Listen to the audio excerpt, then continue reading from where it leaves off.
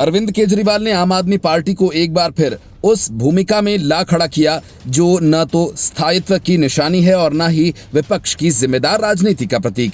जिस नाटक नौटंकी के साथ केजरीवाल ने इंडी गठबंधन में एंट्री मारी थी, अब उसके साथ ही बाहर निकलना भी कुछ वैसा ही हुआ। और उस पूरे खेल के पीछे अरविंद केजरीवाल का चेहरा है, जो इंडी गठबंधन में अपनी मजबूरी के तहत आए थे, क्योंकि तब केजरीवाल को राज्यसभा में पूरे विपक्ष का साथ चाहिए था ताकि वे केंद्र सरकार के बिल को गिरा सकें। लेकिन विपक्षी एकता के बावजूद केजरीवाल की मंशा तब भी पूरी नहीं हुई और दिल्ली की सत्ता की चाबी राज्यपाल के हाथों में सौंप दी गई। हकीकत तो ये है कि केजरीवाल तभी से इंडी गठबंधन से बाहर निकलने की कोशिश करते रहे, जब पूरा विपक्ष संसद के मानसून सत्र को लेकर एकजुटता दिखाने की कोशिश कर रहा था। उसी समय केजरीवाल ने अलग होकर यह बता दिया और जता दिया कि उनका एजेंडा सिर्फ आम आदमी पार्टी तक सीमित है, देश या लोकतंत्र तक नहीं। विपक्षी एकता की बातें अरविंद केजरीवाल के लिए शायद उतनी ही दिखावटी हैं जितनी उनकी ईमानदारी की राजनीति।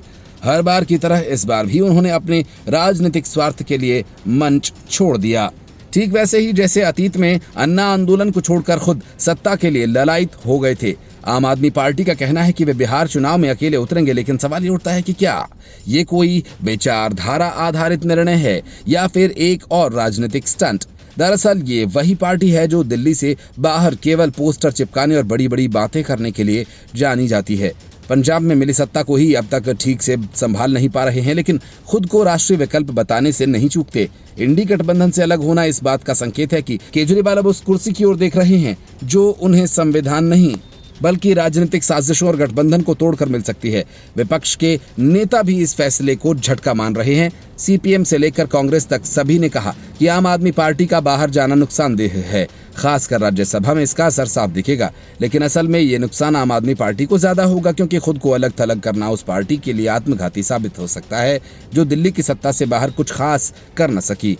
केजरीवाल की राजनीति का ये नया अध्याय भी पुरानी किताब से ही निकला है। पहले गठबंधन में रहो, फायदा लो, फिर बाहर निकल जाओ और खुद को शहीद बताओ।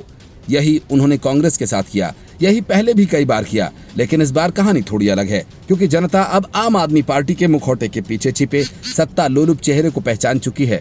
ऐसे में सवाल ये है कि विपक्ष जब जब एकजुट होता है, केजरीवाल क्यों निकल भागते हैं? क्या उन्हें विपक्ष की एकता से डर लगता है या फिर वे बीजेपी को बैकडोर से फायदा पहुंचाने चाहते हैं? असल में केजरीवाल का ये फैसला केवल एक राजनीतिक निर्णय नहीं बल्कि एक राजनीतिक धोखा भी है। अरविंद केजरीवाल ने एक बार फिर साबित कर दिया कि वे न तो भरोसेमंद साथी हैं और न ईमानदार विपक्ष। Bureau report, news of India.